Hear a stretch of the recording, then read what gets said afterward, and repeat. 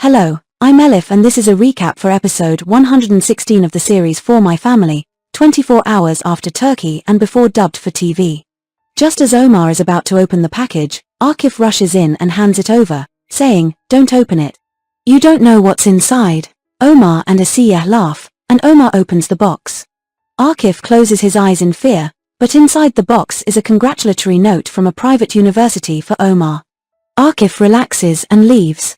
Elif informs Bark that Ayla has gone to Nabahat's house, and Bark wants to go after his mother, but Gökhan stops him again and suggests letting his mother calm down a bit.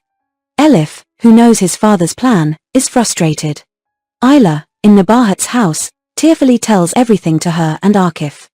Akif consoles her and says, "He's taken your son, your money, and your house.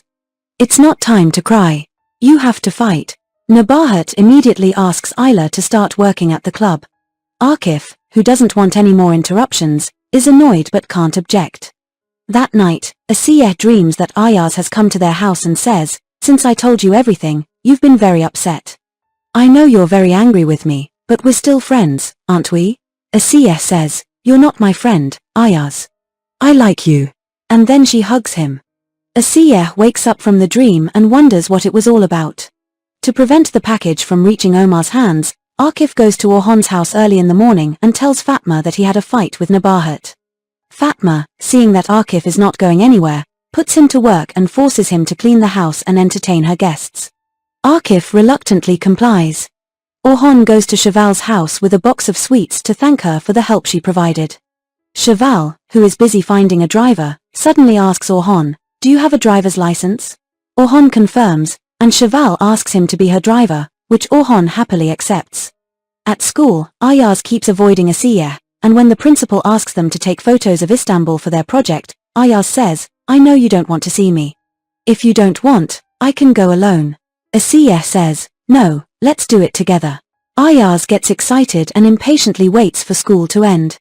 In the club, Nabahat introduces Ayla as the internal manager to Gökhan and Soraya, and Gökhan can't hide his disagreement and makes excuses, but Nabahat says as the main partner, she can make some decisions alone.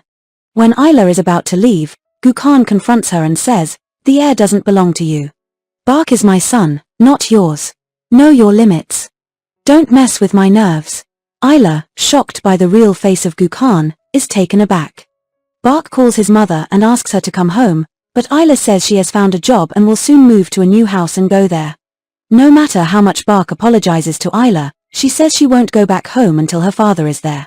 While Ayaz and Asiye are wandering around the city taking photos, they come across a secluded spot where they see two armed men threatening a man, ignoring his pleas to return his money. And then they kill him. At that moment, Asiye trips over a stone, alerting the men to their presence. Ayaz urges Asiye to grab his hand and flee. They hop on a motorcycle and drive off, but Asiye's notebook falls to the ground. They head to the police station and report everything they saw. Asiye asks Ayaz not to tell Omar anything to avoid worrying him. Sarp goes to a restaurant for his birthday party, which Omar has recently become the park attendant of. Upon entering, he encounters one of his schoolmates and gets into an argument with him. Shortly after, when Sarp goes out to get his phone from the car, the boy follows him and threatens him. Omar attacks them and beats them up, but then a group of people armed with sticks and clubs arrives. Sarp shouts, "Omar, run," and they both flee together. Soraya is worried that the video will reach Omar's hands, but Akif assures her that it won't happen and says everything is under control. Soraya asks Akif to stay closer to her because she can only talk to him about this matter and is afraid of being alone. Akif takes advantage of the opportunity and says, "You have to understand. Our fate is the same." Asiye and Ayaz are asked to come to the police station for identification, and they recognize one of the dead men among the detainees. The commissioner informs them that his accomplice has escaped. Asiye and Ayaz, unaware that the man has been pursuing them the whole time, return to school.